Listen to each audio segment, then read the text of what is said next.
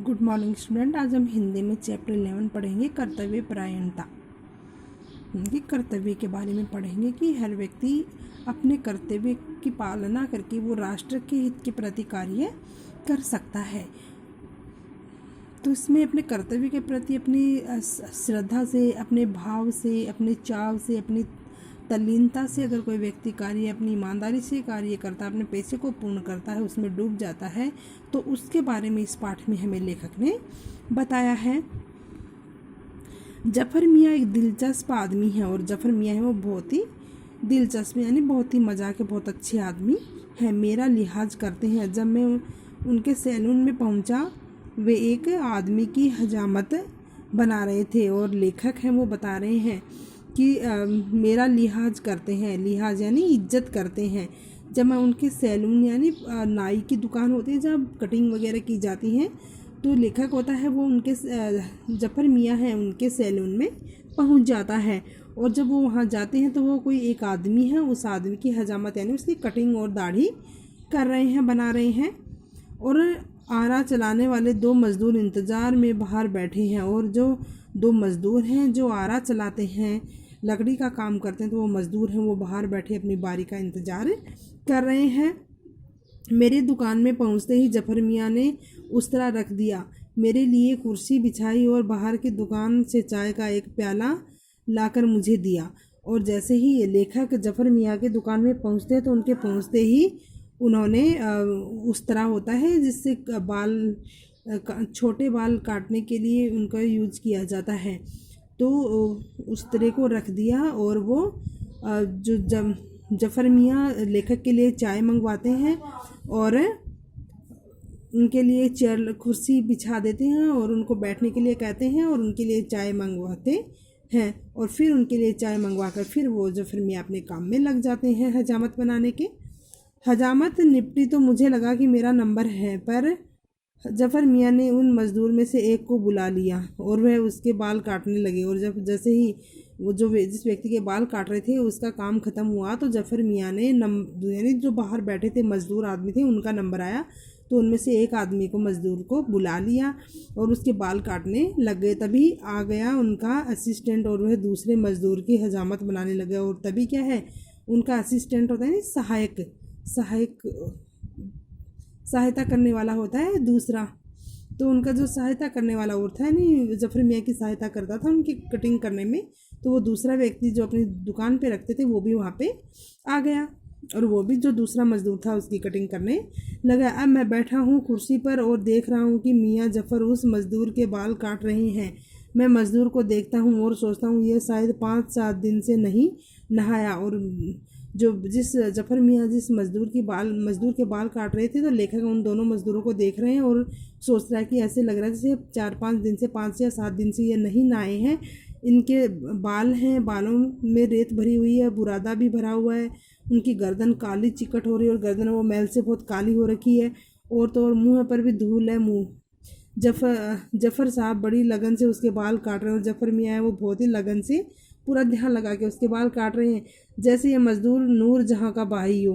और इस तरीके से बाल काट रहे हैं जैसे नूर जहाँ का भाई हो, यानी उसके काम करने में वो डूबे हुए हैं। वो ये नहीं देख रहे कि ये मज़दूर है या कोई अमीर आदमी है। कभी कंधे से नापते हैं, कभी कैंची से, और फिर फुरक 2-4 कैंची चलाते हैं और फिर उनके बालों को नापते हैं, कंघे से बनाते हैं और फिर इधर उधर उनको छोटे बड़े लगते हैं तो फिर से वो कटिंग करने लग जाते हैं। मैं देख रहा हूँ जफ़र मियाँ बाल काटने में इतने लीन हैं कि उन्हें याद नहीं कि मैं भी यहाँ बैठा हूँ। और जफ़र मियाँ वो इतने ज़्यादा बाल काटने में लीन है, व्यस्त हैं कि उनको ये भी नहीं पता कि यहाँ पे कोई और भी बैठा है, लेखक भी यहाँ पे बैठे हैं और उन्हें मेरे बाल काटने हैं। और ये भी नहीं सोचते कि उनको मेरे भी बाल काटने हैं। वह बालों की कटाई को अपने ज्ञान और कला की चरम सीमा तक पहुंचाना चाहते हैं। उनका ध्यान इस पर नहीं है कि यह मज़दूर इस कारीगरी को नहीं समझ सकता। ये वह भी नहीं सोचते कि इस मज़दूर की स्थिति ऐसी नहीं है कि वह इन बालों को ठीक रख सके। और सोच रहा है कि लेखक वो बैठे बैठे सोच रहे हैं कि वह बालों की कटाई को अपने ज्ञान और कला की चरम सीमा तक पहुंचाना चाहते हैं। उनको जितना ज्ञान है कटिंग के बारे में, तो इतने अच्छे वो बाल काटना चाहते हैं उस मज़दूर के। लेकिन लेखक सोच रहे हैं उसको ये भी ध्यान नहीं कि इस कारीगरी को मज़दूर नहीं समझ पाएगा, वो तो अपने बालों को कितने भी अच्छे से काट दो उनको सही ढंग से वो नहीं रख पाएगा। तो लेखक उन मज़दूर और जफ़र मियाँ के बारे में सोच रहे हैं। मैं सोच रहा हूँ संभवतः यह मज़दूर हजामत के बाद आज नहाएगा और बालों में तेल डालकर कंघा करेगा, पर कल इनमें फिर वही धूल बुरादा हो जाएंगे और ऐसे ही उलझ जाएंगे जैसे आज उलझे हुए हैं। मैं यह सोच रहा हूँ पर जफ़र मियाँ इनमें से कोई भी बात नहीं सोच रहे, और वो लेखक सोच रहे हैं कि मैं तो इतनी बातें सोच रहा हूँ, जफ़र मियाँ वो कुछ भी नहीं सोच रहे हैं, वे अपनी धुन में हैं, वे अपनी मस्ती में लगे हुए हैं। वे कंघा चलाते हैं, मिलान देखते हैं, कभी उभार कर कभी इधर और कभी उधर, यानी बालों का सही मिलान देख रहे हैं। एक एक बाल पर, एक एक ढलाव पर एक एक मिलान जफ़र की निगाह है जैसे कोई इंजीनियर किसी पुल के खंभों का मिलान देख रहा हो, और इस तरीके से बाल काट रहे हैं जैसे कोई इंजीनियर कोई पुल बनाने में लगा है उसका मिलान देखता है, वैसे ही जफ़र मियाँ उसकी कटिंग को देख रहे हैं। यूँ कटिंग पूरी हुई और कैंची को 4 बार ताल के साथ खाली ही चुकर चला। जफ़र ने कहा, लो सरकार, कट गए आपके बाल। और उस मज़दूर के बाल कटते ही कहते हैं कि लो सरकार, आपके बाल हैं ये कट गए हैं। अब उन्होंने ब्रश और जुटे हजामत पर, और अब उन्होंने ब्रश उठाया और फिर से वो हजामत पे यानी दाढ़ी बनाने में लगे। हजामत में भी यही तल्लीनता, एक हाथ सीधा तो एक उल्टा, और ये देखभाल की कहीं कोई कील तो नहीं रह गई। और हजामत बनाने में भी वो इतना ध्यान लगा रहे थे, एक हाथ को उल्टा और एक हाथ को उल्टा करके बहुत ही अच्छे से उसकी दाढ़ी बना रहे थे। कीली नहीं, कलम से लेकर मूंछों की कढ़ाई तक के काम उन्होंने सुंदरता से की। और यही नहीं कि कलम होती है बालों के आगे जो यानी कि ये देखो इस चित्र में दे रखा है यहाँ पे, ये कान के आगे जो बाल हैं इसको कलम बोलते हैं।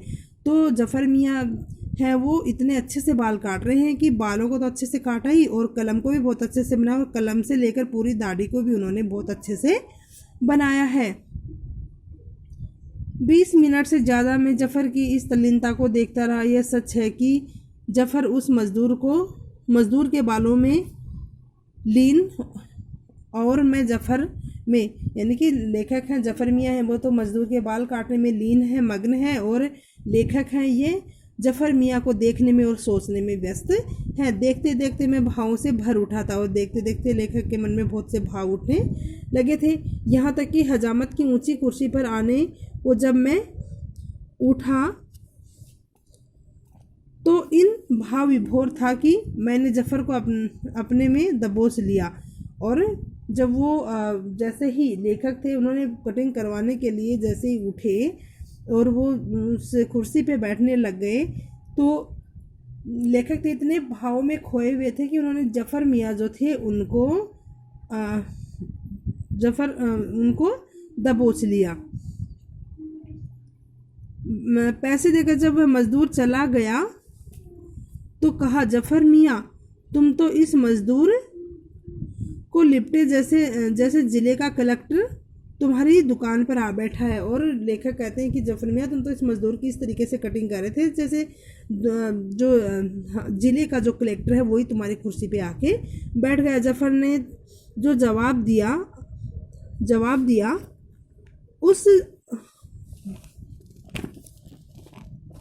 उसे आगरे का पेठा और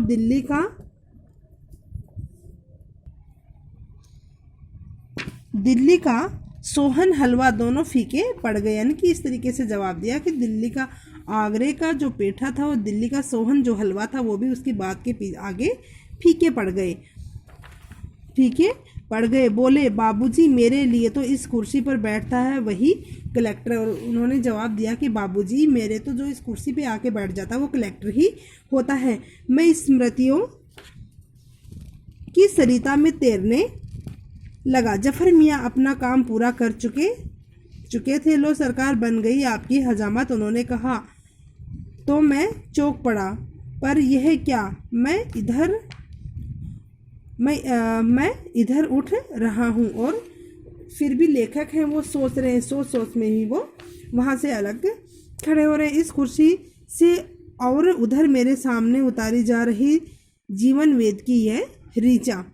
हर एक नागरिक में अपने काम के लिए चाव, श्रम के प्रति है श्रद्धा और पैसे के प्रति ईमानदारी के इस भाव का जागरण ही राष्ट्र की जीवन शक्ति का सर्वोत्तम मापदंड। और लेखक वो सोच रहे हैं कि अगर हर व्यक्ति ऐसे ही अपने काम के प्रति लगन होगी, अपने काम के प्रति चाव होगा, श्रद्धा होगी, पैसे के प्रति ईमानदारी होगी, तो हमारे जो राष्ट्र का जीवन है वही क्या है, जीवन की शक्ति का सर्वोत्तम मापदंड होगा।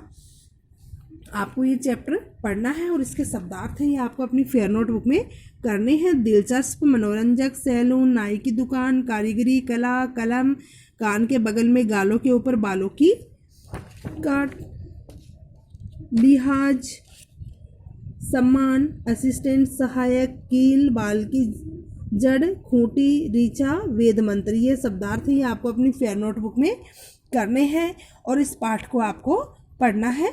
धन्यवाद।